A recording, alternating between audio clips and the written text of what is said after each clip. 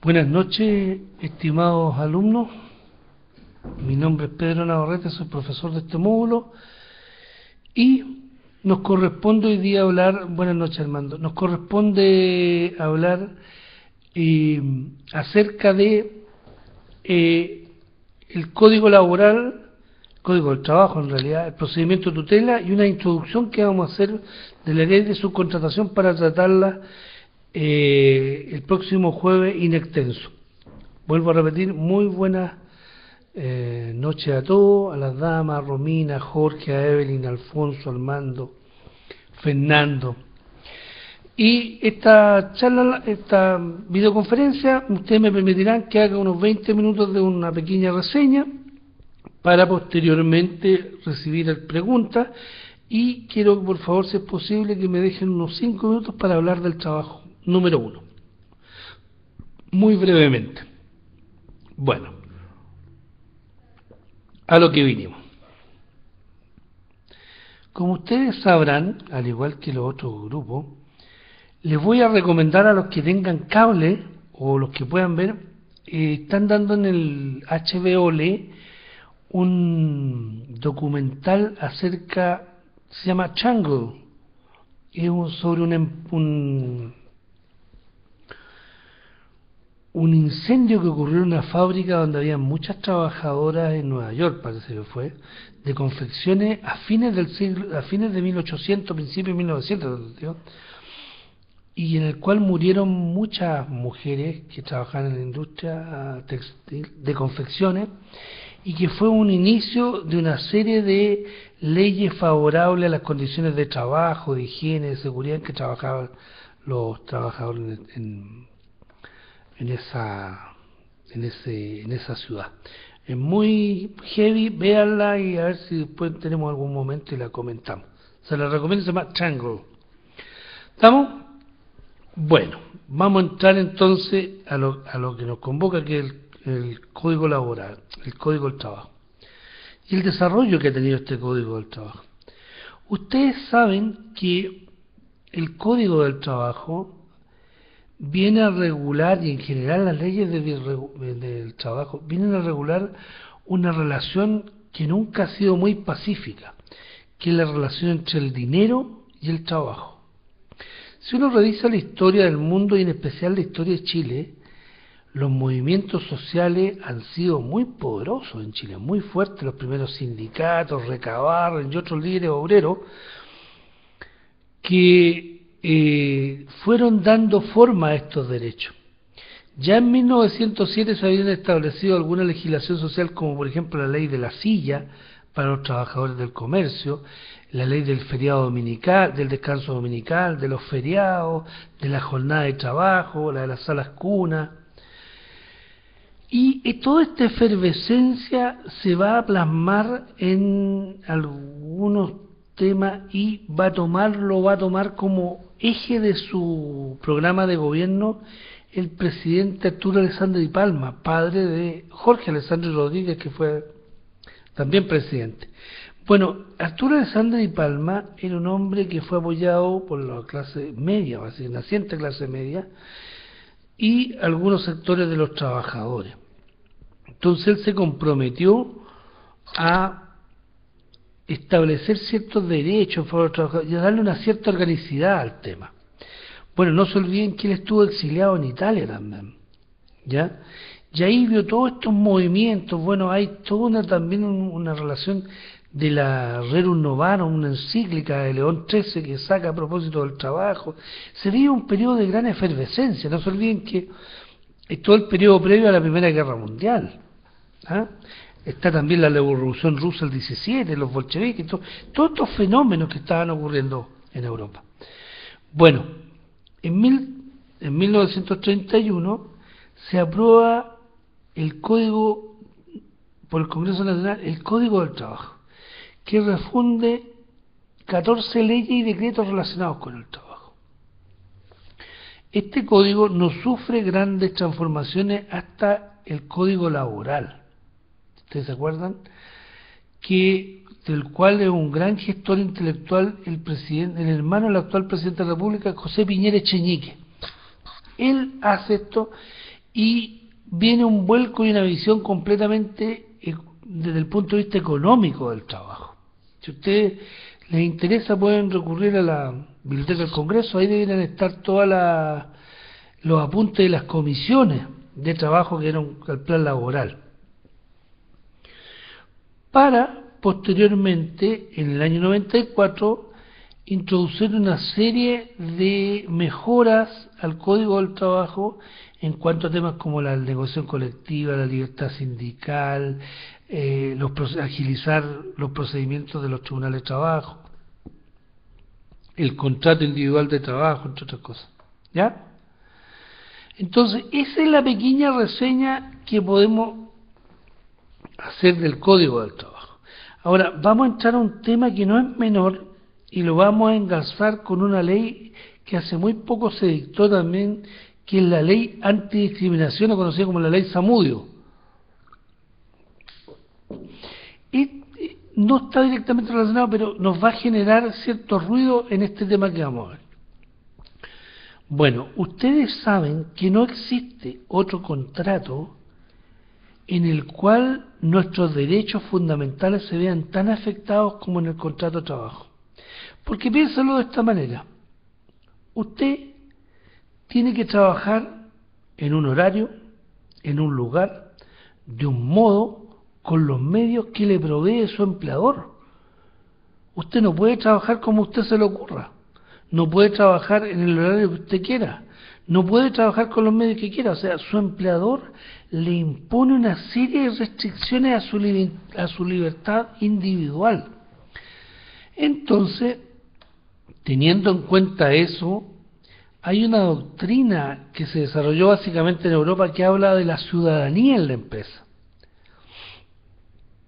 Hay un libro muy bueno de un profesor que yo tuve, José Luis Ugarte, que es profesor de la Diego Portales y también es profesor de la Alberto Hurtado, que escribieron un libro con el profesor Lizama que se llama Los derechos fundamentales en la empresa.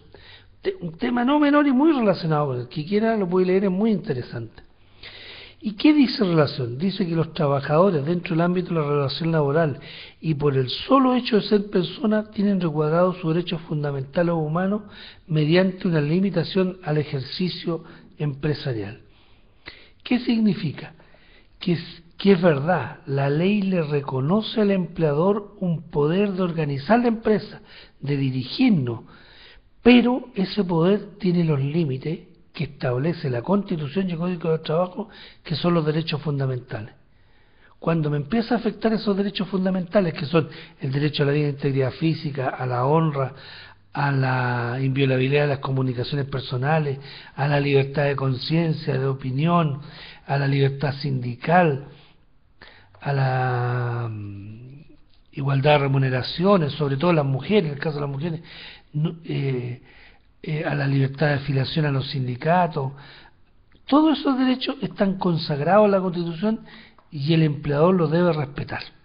Por tanto, esos derechos, aún así, reconociéndole la ley al empleador que tiene potestad, él debe siempre respetar los derechos fundamentales del individuo al interior de la empresa. Ahora, esos derechos cuentan con una acción procesal que se llama tutela, la acción de tutela, y se estableció en la nueva normativa, en la nueva reforma procesal laboral, que transformó todos los procedimientos que eran escriturados en procedimientos básicamente orales. ¿Y eso qué impacto tuvo? Ha tenido mucho impacto, porque usted se imagina, yo me tocó en mi labor profesional haber visto sentencias desfavorables a los trabajadores que se llevaban tratando de cumplir 10 años. 10 años. ¿Ya? En ese sentido, 10 años. Imagínese ahora que una sentencia se demora 4 meses. Usted demanda en un tribunal de trabajo y en 4 o 5 meses tiene la demanda más o menos, tiene sentencia, y después hay un tribunal que se dedica a ejecutar la sentencia, a cobrarla, tribunal de cobro, de cobranza judicial y de previsión. Entonces, imagínese el cambio para los trabajadores. O sea, lo que ha mejorado es un mundo el poder negociador de los trabajadores. Porque imagínese usted, ¿podría esperar 10 años para ejecutar una sentencia? No, ahora es mucho más es distinto. ¿Estamos? Ahora, la sentencia que emana, que dicta el juez en una acción de tutela, debe aplicar una multa, que va entre 50 y 150 UTM, debe decir en qué consistió el hecho que transgredió el imperio del derecho, debe ponerle fin, y en el caso que usted haya sido despedido, usted tiene derecho a que se le indemnice entre 3 y 8 sueldos como máximo, cuando ha aplicado esta acción de tutela. ¿Estamos? Ahora, la acción de tutela, uno de los fenómenos que mayor problema genera en los trabajadores y que es una situación bastante limitante, dice relación con los reglamentos internos.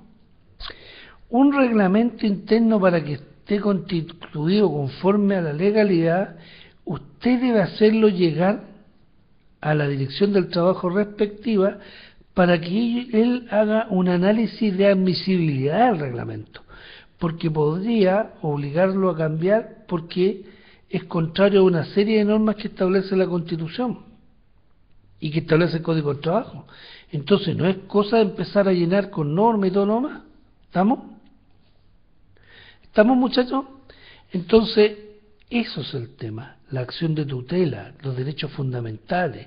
Y ahora, esta nueva ley, que es la ley antidiscriminación, también, en mi opinión, va a producir cierto ruido en términos de esta acción de tutela por actos discriminatorios. Por ejemplo, si alguien fue despedido por un acto discriminatorio, en el fondo hay una transgresión a un derecho fundamental. ¿Ya? Bueno, vamos a entrar en un tema, antes de dar la palabra para las preguntas que quieran hacer y todo lo demás. Vamos a entrar y dejar lanzado el tema de la subcontratación. Y lo vamos a dejar lanzado desde el punto de vista cuantitativo. ¿Ya? Bueno, yendo de empresas de menor tamaño, desde la microempresa a la gran empresa, la que más subcontrata en Chile es la gran empresa. Alrededor del 70% de las grandes empresas subcontratan en Chile. Y en la microempresa o pyme, del 20%, 22% de subcontrata. Pero la gran subcontratadora de mano de obra en Chile es la gran empresa. ¿Ya? Yo no sé si les contaba, pero el otro día leí en el Mercurio acerca del multiroot, de este fenómeno del multiroot, que en una de estas tiendas por departamento, muy conocidas, estas tiendas comerciales, de estas grandes comerciales, en un local, en un mall que habían personas que trabajaban, habían 150 RUT trabajando ahí. 150 RUT en una misma empresa, en un mismo local. O sea, habían personas que pertenecían al menos a 150 empresas. ¿Se imaginan ustedes lo que es trabajar en un mismo lugar, haciendo prácticamente el mismo trabajo, con distintos sueldos, distintos beneficios y todo lo demás? Bueno, no es menor el tema, por lo mismo. ¿Ah? Ahora, ya supimos qué empresas subcontratan más que otras. Vamos a ver qué subcontratan. En rigor, uno tiende a pensar que lo que se subcontrata es aquello que no es propio del giro de la empresa, pero no es así. Las estadísticas dicen todo lo contrario. Dice que el mayor porcentaje de empresas contrata su propio giro. Todavía estaba en un banco y me contaba un cajero que el 70% de los bancarios que estaban ahí no eran del banco, eran de una empresa externa que los ponía ahí.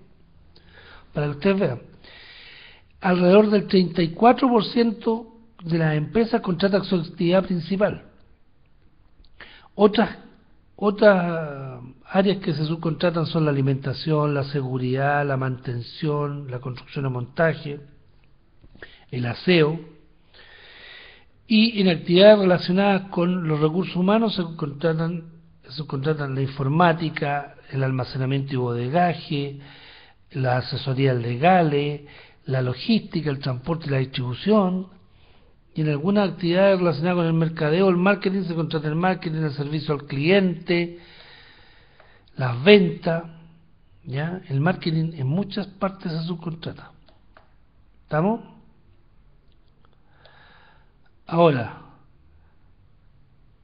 el uso de la subcontratación en el sector industrial, tengo aquí un dato. Al año 2006, actualmente al año 2006 el 70% de las empresas subcontratadas usan trabajadores externos, el 70% de las empresas usan trabajadores externos. Y del total de los trabajadores del empleo industrial, al año 2006 también, el 50% eran subcontratados. O sea, por cada contratado en el ámbito industrial hay un subcontratado. Bueno, ¿qué les muestra esto de alguna manera? Demuestra que probablemente sus hijos, o los nietos, en algunos casos, van a trabajar en empresas subcontratistas, porque la tendencia es seguir ampliando la subcontratación. ¿Ya? Entonces, eso era lo que les quería decir. Esa era mi breve reseña que les quería decir. Y el objetivo es básicamente que ustedes tengan una reseña de dónde viene el código el código del trabajo, qué son las acciones de tutela, qué son los derechos fundamentales, y una pequeña introducción a la ley de subcontratación que veremos en extenso. Ahora, ¿qué es lo que vamos a ver? Y me interesa a mí que ustedes, como expertos en prevención de riesgo, vean. Me interesan que vean básicamente las obligaciones que le impone la ley en materia de higiene y seguridad a la empresa mandante respecto al contratista. Cómo las puede ejercer, cómo puede precaver, qué derechos puede tener, todo eso. Y eso lo veremos el próximo jueves. Bueno, muchachos, dejo abierto las preguntas que quieran hacer, que podamos verlas. Estoy a su disposición.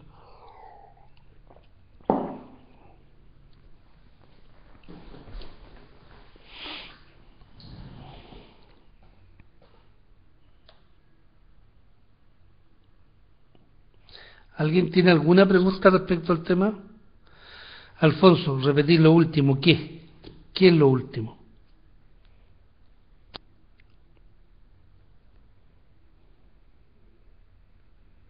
No, porque eso lo vamos a ver cuando veamos el tema de la subcontratación. ¿Ya?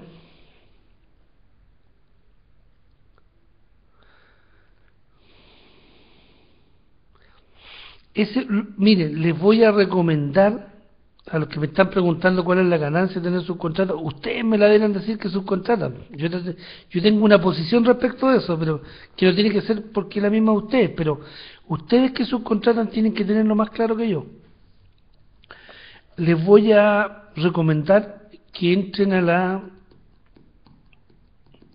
Hay unos profesores de la Universidad Alberto Hurtado, tengo entendido que de la carrera de Ingeniería Comercial, que hicieron un análisis pero muy, muy, muy bueno desde el punto de vista económico de la ley de subcontratación y del por qué se subcontrata en Chile. Las preguntas que están haciendo, ¿cuál es la ganancia de tener subcontrato y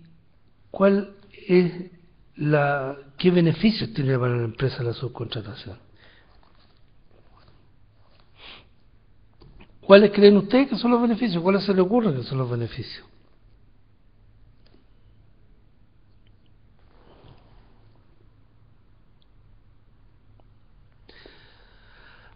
A la persona que escribe con Bandargolo, eso lo vamos a explicar, dije, en la próxima clase, que nos vamos a dedicar específicamente a ver la circular 2345 y la 2378. A ver, les voy a dar mi opinión porque aquí hay que jugársela. yo creo que se subcontrata a diferencia de lo que se subcontrata en el extranjero, porque en Chile sigue siendo un tremendo negocio subcontratar, porque lo que se obtiene es una mano de obra barata, básicamente. Básicamente no tiene que ver con el tema de la responsabilidad, ¿eh? Yo diría que no es el tema más. El tema es que yo puedo obtener, bueno, tiene varios beneficios. Primero, si yo subcontrato, yo tengo menores costos teóricamente, y tengo menores costos porque el subcontratista paga menos de lo que pagaría yo como empresa. Codelco no podría pagar por un trabajador lo que paga una empresa contratista que presta servicios en Codelco, por varias razones. Esa es la primera. Ya es un problema de costo. En Chile todavía sigue siendo, se ha usado mucho. Ahora, ustedes sabrán, y yo lo viví, les puedo transmitir mi experiencia, que es una experiencia más, pero que les puede servir. Yo viví una experiencia en un gran contrato que me tocó ser ingeniero de programación y control, y el ingeniero costo, compramos un equipo en el extranjero que era un soplador, que tomaba unos gases y lo inyectaba en un determinado otro dispositivo, que costaba del orden del $1.000.000, y vino un trabajador, un técnico que no era de la empresa que lo vendía, sino que era un subcontratista que lo contrataba. Y a mí lo que me impresionó fue lo que el tipo me dijo, porque cuando después le hicimos una comedia despedida, nos pusimos a conversar, yo le dije que por qué él, siendo una mano de obra tan calificada como era, no se había pasado a la empresa matriz de estos equipos y por qué trabajábamos en contratista. Y él me explicó que trabajábamos en contratista porque tenía mejores beneficios y mejores niveles de sueldo que la misma empresa que hacía los equipos. Eso en Chile no ocurre.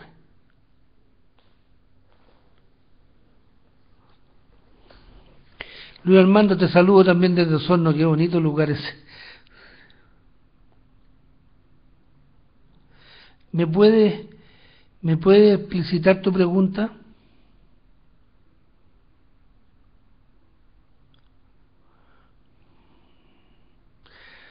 Sí, Jorge, yo estoy de acuerdo hasta por ahí. Lo que pasa es que si tú ves, la mayoría de los subcontratistas en mano de obra barata, y tengo la impresión que es poco calificada, salvo algunos contratos muy específicos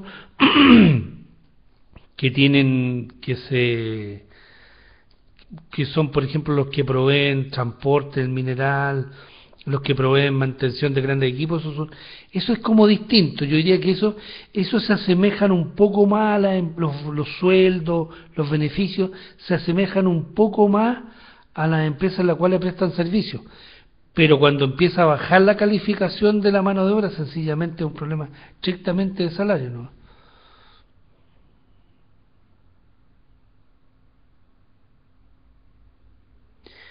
Evelyn, ¿tú podrías nombrarme una empresa que los contratistas tienen mejores sueldos que el mandante? Yo no las conozco, pero si tú me puedes dar un nombre o algún. Yo no las conozco, ¿ah? En general yo no las conozco, podría ser algo muy específico.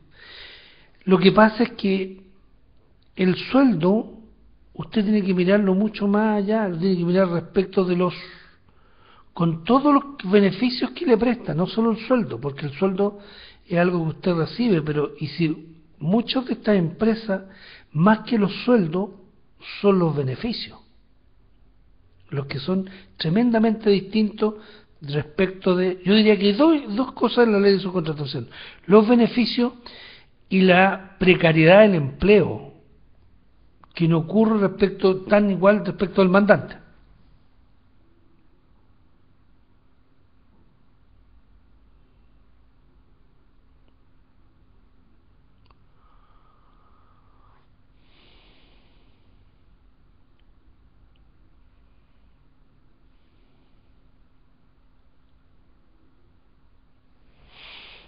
Romina, ¿puedes explayarte en tu...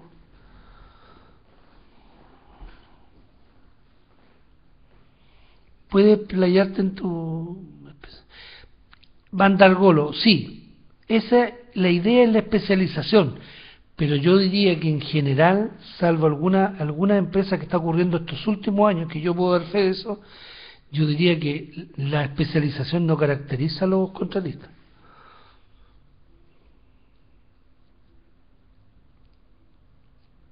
Sí, yo por ejemplo, más que en Codelco, no sé si te conozco, por ejemplo en Escondida, me ha tocado a mí conocer empresas, Finning, por ejemplo, que realiza todo el transporte, que yo diría que sí es una empresa que uno podría decir que está como a nivel de lo de la gente que trabaja, teniendo muchísimo menos beneficios que los que tiene la Escondida.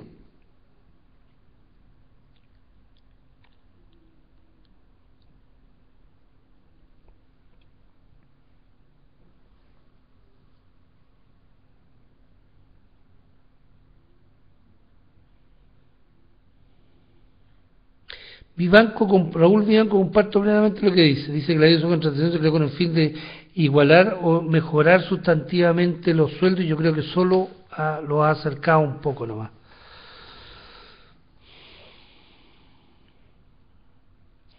Alexis Órdenes, eso se supone. Yo diría que en Chile, mira, las empresas especialistas buenas no tienen nada que ver con un contratista, que yo conozco por lo menos no tienen nada que ver con un contratista común y corriente como uno entiende. Omar, aún existen brechas, yo creo que existen todavía grandes brechas. Sí, no se puede liberar, eso está claro y lo vamos a ver cuando veamos la responsabilidad de la empresa mandante. Jorge Bertolo. ¿Sí? ¿Alguna consulta, muchachos? No, no hay límite para personal subcontratado. Al que pregunta, no hay. ¿Alguna duda sobre lo que hemos visto? Alfonso dice, todos los trabajadores de contratistas deseamos entrar a la empresa mandante. Yo fui contratista y de repente me dio lata, no quise entrar. Ahora a lo mejor sería distinto. Eso es verdad, sí. Es que ese es el problema, sí, sí comparto lo que dice Evelyn. Bueno, pero miren, está cambiando la situación por varias razones. Eh,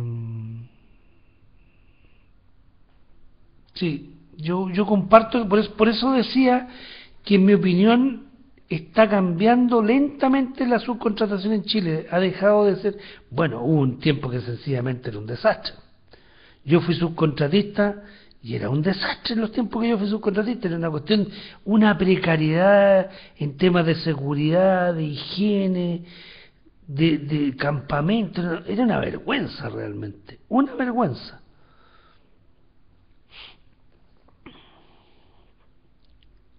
Exacto. La subcontratación, pregunto mal, esta pregunta es muy interesante. La subcontratación tiene una estructura jerárquica que le permite operar sin recibir instrucciones directas. Si estamos bajo instrucciones directas, estamos bajo subordinación y dependencia. Por lo tanto, no estamos bajo la ley de subcontratación y nuestro empleador es la empresa mandante. ¿Estamos claros? Perfecto, bien o mal. Me quedó claro. Es una simulación de un contrato. Mire, yo hace poco estuve, no hace tan poco, el año pasado estuve en una faena en que tuvieron un problema súper grave porque tenían una simulación de un contrato respecto de un operador que armaba era un operador de un cargador frontal que alimentaba compósitos que necesitaba la planta de ciertas leyes. Y se le ocurrió a un gerente que hay ahí la idea genial de contratar un operador de una empresa contratista que les prestaba servicios varios y le hicieron un contrato a la empresa. Llegó un inspector del trabajo y le preguntó, ¿usted de quién recibe órdenes? Del jefe de planta, dijo el caballero. Y él dijo la verdad, no mintió ni nada, del jefe de planta. ¿Y cómo recibió? La recibió así, ya, ok, usted es funcionario de esta minera, y le pasaron una tremenda multa y lo tuvieron que subcontratar. ¿Se da cuenta? Entonces, hay muchos contratos que todavía están simulados, que no corresponden a la subcontratación, porque está inmersa la subordinación y dependencia. Así es, Raúl Vivanco, el control, yo creo que hay una decisión política también de no controlarla, ¿eh? En eso creo que hay que hacer así. Ojo, porque no solo los privados subcontratan, un gran subcontratista en Chile es el Estado, y tampoco cumple mucho con las normas que él mismo se da.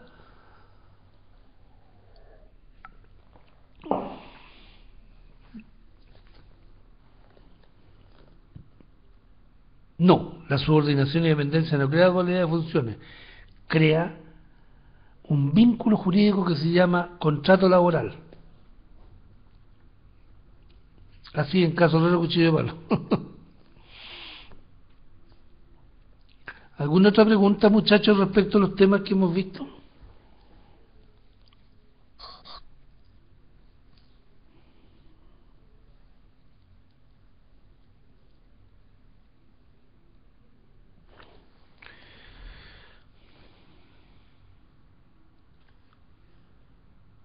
En el mismo, Patricio, está en el mismo que todos los contratistas, mal pie. Hay tiempos de, no hay tiempos definidos para tener subcontrato. No hay tiempos. Alfonso, ¿se disfraza la subcontratación en la práctica? Por supuesto, se disfraza mucho. Sobre todo en algunos trabajos. Sobre todo en algunos rubros. Se disfraza. Hay mucho profesional subcontratado, ¿eh? Mucho profesional universitario subcontratado, con un contrato que se simula que es un contrato que te provee profesional universitario, ingeniero y otras cosas, y en rigor tú trabajas, recibes en orden, estás bajo su ordenación y dependencia de la empresa mandante, y no es un subcontrato.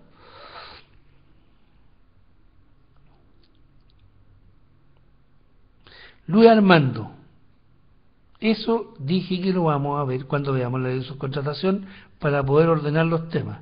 Pero desde ya te puedo decir que responde por todo casi el mandante.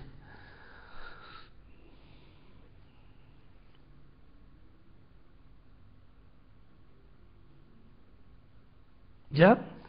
¿Alguien más? ¿Alguna consulta? ¿A qué se refiere don Jorge Bertolo, por favor, cuando dice que el trabajador de un contratista afectado por una irregularidad tiene intenso reclamo al empleador, si el empleador es el subcontratista?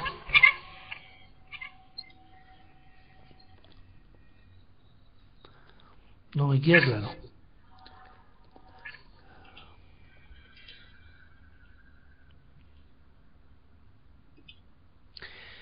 A la persona que pregunta con el nickname de Vandargolo, tiene que hacerlo a través del libro de obra, no puede darle una orden directa, salvo que sea una cuestión de seguridad. Una guay que sabes tú.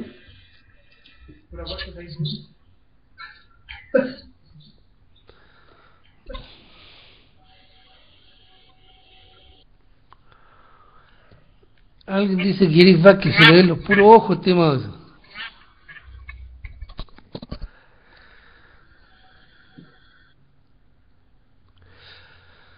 Jorge dice, ¿por qué el empleador indirectamente controla de que el subcontratista cumple internamente con su gente? Porque el empleador responde. Por eso. Y además vamos a ver después que la ley lo faculta para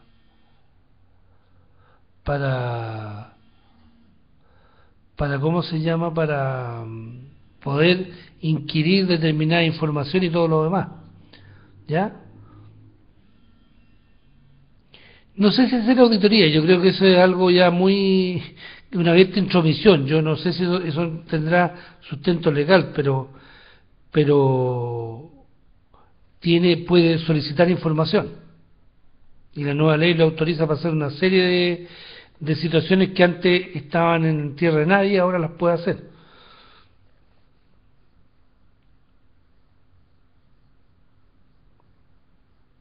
Bueno, a ver, yo voy a dejar súper en claro porque aquí me dice que nos hacen auditoría una vez al mes.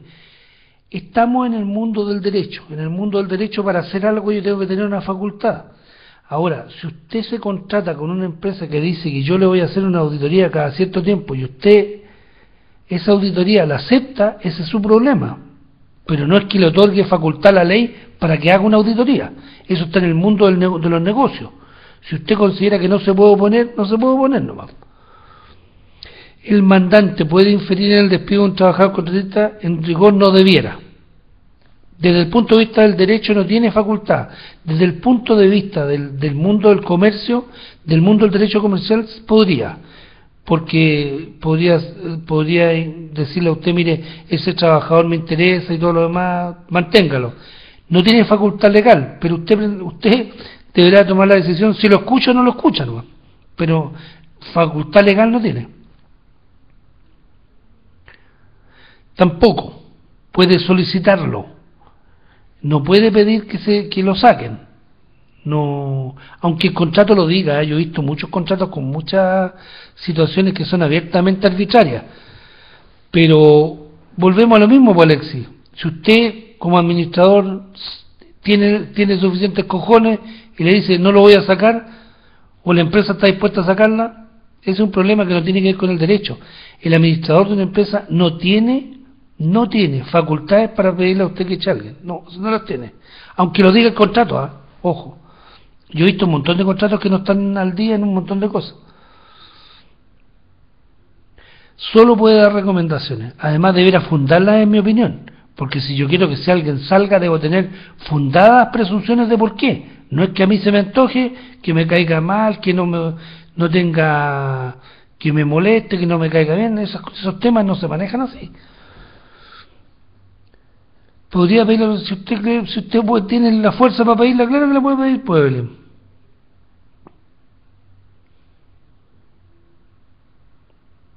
Vuelvo a insistir, Evelyn, no tiene facultad para pedir que lo saquen de la faena, salvo que hubiese incurrido en alguna de las faltas que establece el reglamento interno y que se lo pueden probar, que no es algo menor, pero así porque se le ocurrió, no.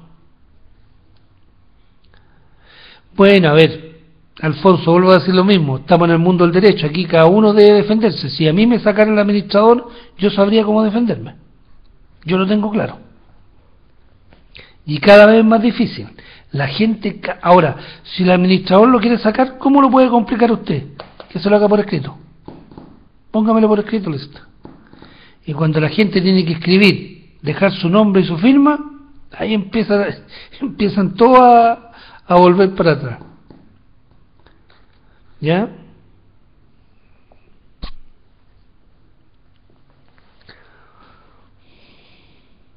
Yo, Evelyn, conozco mucha gente que la han sacado, pero la gente no defiende sus derechos, ese es otro problema.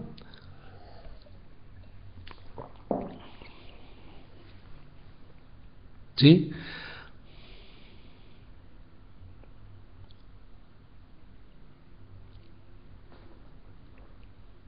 ¿Alguna otra pregunta? ¿Cómo puede defenderse? Haciendo valer sus derechos nomás. Nada más. Presentando las acciones pertinentes, defendiéndose, para que no lo saquen, claro. Pidiendo razón de por qué, primero que todo. Recurriendo a la dirección del trabajo, explicando todas esas situaciones. La minería sigue siendo en muchos temas situaciones donde ocurren cosas muy arbitrarias todavía. Yo diría que es uno de los sectores donde todavía se permiten hacer muchas cosas que en el resto de las actividades no se pueden hacer.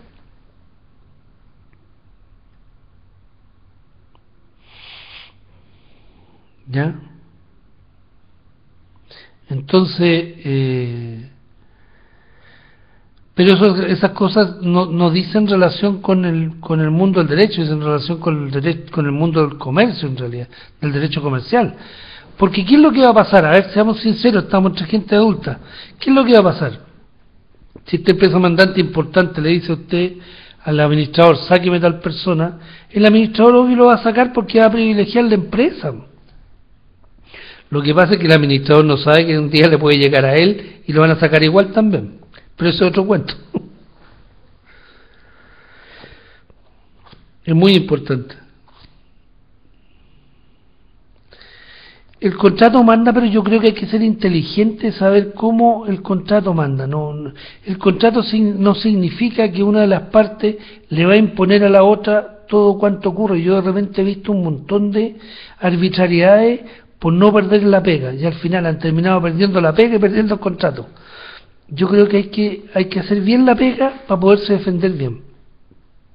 Y saber quién es responsable de tener un buen perfil de cargo, saber a qué nos obligamos, qué dice el contrato y todo eso. Así que no, las cosas no son tan como uno cree. Si usted tiene claramente lo que le toca o no le toca, usted sabe por qué cosas tiene que responder y por qué no. Bueno, yo he visto, Alexis, varias demandas de tutela por invocando la libertad de trabajo, sí.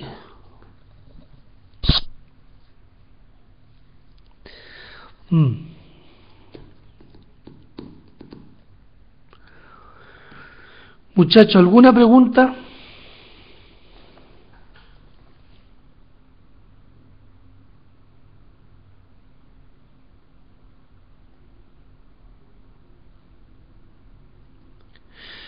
Mandargolo, no entiendo lo que pregunta. Mucho por aprender, siempre tenemos que estar aprendiendo, aprendemos todos aprendemos.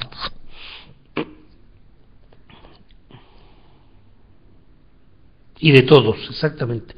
Todos aprendimos, yo aprendo mucho de ustedes por lo que ustedes mismos me dicen. ¿Ya? Algo más respecto a la acción de tutela que vimos. Les recomiendo a todos ustedes que se dedican a este tema que lean, que vean, pueden entrar a la página del Poder Judicial, ven acciones de tutela, buscar ahí, y les recomiendo que lean la última ley de no discriminación, porque yo creo que eso va a venir a cambiar mucho los ambientes de trabajo. A muchas cosas que hacemos ahora yo creo que ya no la vamos a poder empezar a hacer.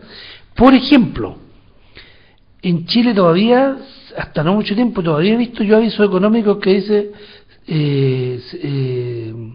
a un determinado trabajo, sexo masculino. Eso ya no se podría hacer porque es absolutamente discriminatorio. La ley antidiscriminación que tiene el nombre del cabro, ¿cómo se llama? Zamudio. Lean la ley, vean en qué consiste un acto discriminatorio. Ustedes les va a afectar mucho a todos los que son prevencionistas y se los van a empezar a invocar los trabajadores y todo lo demás. Así que échenle una miradita.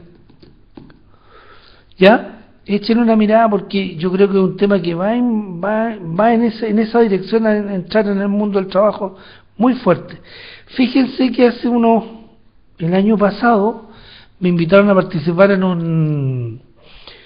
un postítulo de proyectos mineros en la Universidad de Santiago. Fui y un profesor, un tipo muy capo, que era de Chucky, que en ese momento era el gerente del proyecto de Chucky Subterráneo, nos mostró unas fotos que anduvo mirando por el mundo y fueron a mirar una mina en Indonesia. Y a mí lo que me impresionó, que dentro de la mina habían hecho un lugar de oración. Bueno, Indonesia es fundamentalmente musulmán, un lugar de oración para los musulmanes y un lugar de oración para los católicos. Eso que es tan lejano,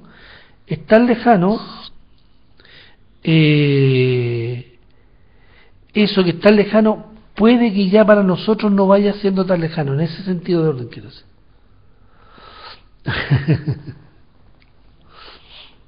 ¿Qué no entiende de la acción de tutela, señorita Romina? ¿Puede ser más preciso en su pregunta? Está basado en el respeto a los derechos fundamentales. Disculpe un momentito, ¿ya? Aló, estoy dictando una videoconferencia. Ya, como 10, 20, ya, chao. Disculpen, pero una llamada que no podía dejar de... Y no es chiste. La patrona, Luis Armando, exactamente. Muchachos, quiero que me dejen, por favor, si no tienen alguna otra pregunta, que me dejen un tiempo para comentar los trabajos. No sé si les interesa. Ya, bien, Evelyn, vamos a comentar los trabajos.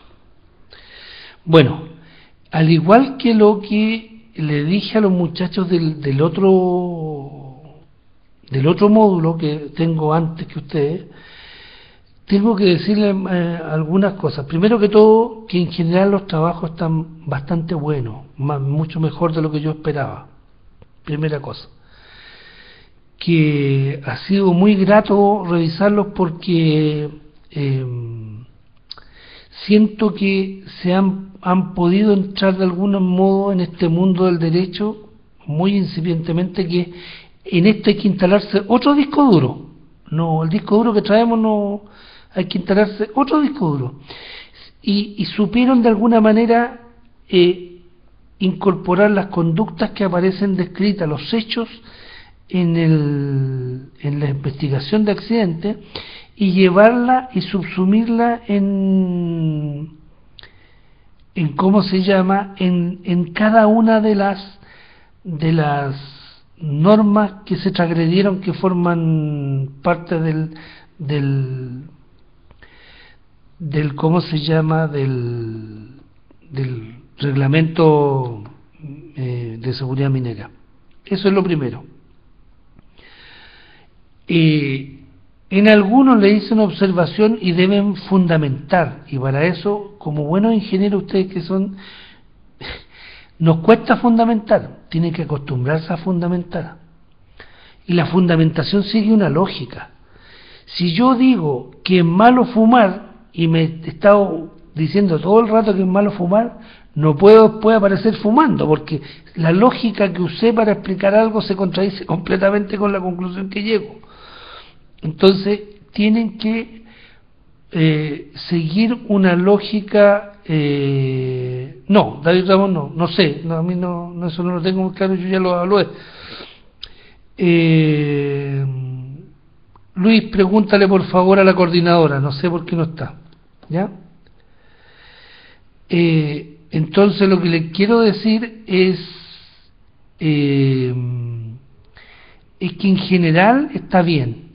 Y lo que le quiero decir también, que que donde yo preveía que hubieran mayores problemas, los hubo. Cuando les digo que opinen sobre un tema, que es la pregunta 4, lo que les digo es que opinen y les doy varios elementos. Les dije que fueran a ver la ley de valores, en cuanto a las multas, el código sanitario, la ley del Tribunal de Contratación Pública, la ley del Tribunal de la Libre Competencia, que vieran las multas. Luis Armando, por favor,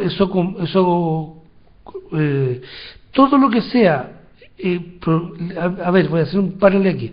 Todo lo que sea en relación con prórrogas de trabajo, a mí no, directo a la coordinadora. Yo no concedo ni nada, ellos tienen que solucionarlo con la coordinadora, ¿ya? Por favor. Entonces lo que les decía, y yo quería que cuando ustedes dieran su opinión respecto de que en la actualidad cómo están las sanciones que aparecen ahí, pecuniarias y de otro tipo, les nombré estos artículos para que ustedes fueran a leerlo. Hay una explicación muy bien hecha por una comisión muy buena de la nueva institucionalidad del proyecto. Eso es lo que quiero, un nivel fino de argumentación, o sea, que me digan sí o no, pero que solamente me digan sí, profesor, porque hay que subirla porque son muy baratas. No, que me den una explicación más de fondo del por qué.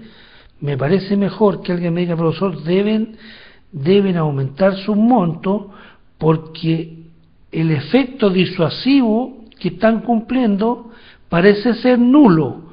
O sea, espero que al menos hagan un ejercicio de una fundamentación mayor. voy a ser más exigente en la ¿cómo se llama? En el ejercicio de la ley de subcontratación, porque ustedes ya tienen el primer ejercicio. Pero les quería decir que estoy muy gratamente impresionado con el proyecto, con los trabajos. ¿Alguna otra consulta que quieran hacer respecto al trabajo, a la materia que hemos visto y todo lo demás? Sí, son secos totales. Evelyn dice somos secos, jaja. Sí, me parece. Pero bien, me parece bien.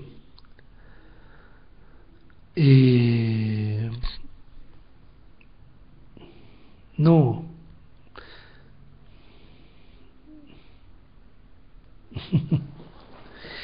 Ya, entonces, ¿alguna otra consulta respecto del curso o algo respecto del tema? No, bueno, les voy a hacer un resumen entonces. ¿Alguien tiene alguna otra pregunta?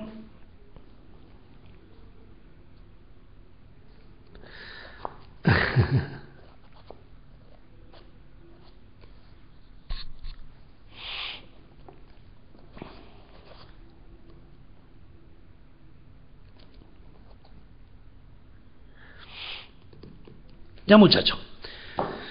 Bueno, hemos visto, antes que todo, les solicito y les recomiendo que asistan a la próxima videoconferencia, porque para ustedes es muy relevante todo el tema que vamos a ver respecto de las dos circulares de la suceso, la 2345 y la 2378, que ha causado muchos problemas a la jurisprudencia y que lo sigue causando por un problema de interpretación, porque no se ha incorporado a los procedimientos que están establecidos, por una serie de razones. Entonces, para hacerlo más eficiente, les pido que lean lo que está en el tema de la subcontratación, las diapos que están, y se introduzcan para que dediquemos gran parte del tema a resolver consultas. ¿Ya? Primero. Segundo lugar, en esta sesión, ¿qué hemos visto? Una breve reseña, Armando, los sucesos, ya dije, las dos circulares, 2345 y 2378, ambas del año 2007, pues eso. ¿Ya? Entonces, ok, estamos entonces. Discúlpeme con la pregunta. Entonces, vimos una breve reseña del Código del Trabajo. Vimos una descripción de los procesos sociales que fueron ocurriendo, de quiénes fueron los más importantes, cuáles fueron las primeras leyes. De ahí pasamos al tema de la ciudadanía en la empresa. Con posterioridad entramos y singularizamos los derechos fundamentales que están protegidos por la Constitución y por el Código del Trabajo. Hablamos de la acción de tutela, explicamos lo que era una acción de tutela.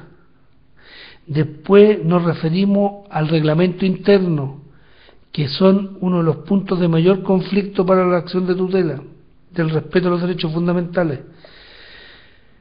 Y por último, para dar una visión sinóptica del estado de la ley de subcontratación a la fecha. Vimos varios cuadros, vimos en rigor estadísticas respecto de quiénes subcontratan, respecto también a empresas, qué se subcontrata, cuál es la tendencia. O sea, dejamos todo listo para partir el próximo jueves con las obligaciones inmediatas que ha significado. Vamos a hablar de la responsabilidad subsidiaria y solidaria, de las circulares y todo eso. Bueno, no cabe más que darle las gracias por por haberse conectado, por sus preguntas, por su comprensión, por su compartir experiencia. Les doy las gracias, me despido, les deseo buenas noches y que descansen, muchachos, se lo merecen. Un abrazo a todos, ¿eh? Muy buenas noches.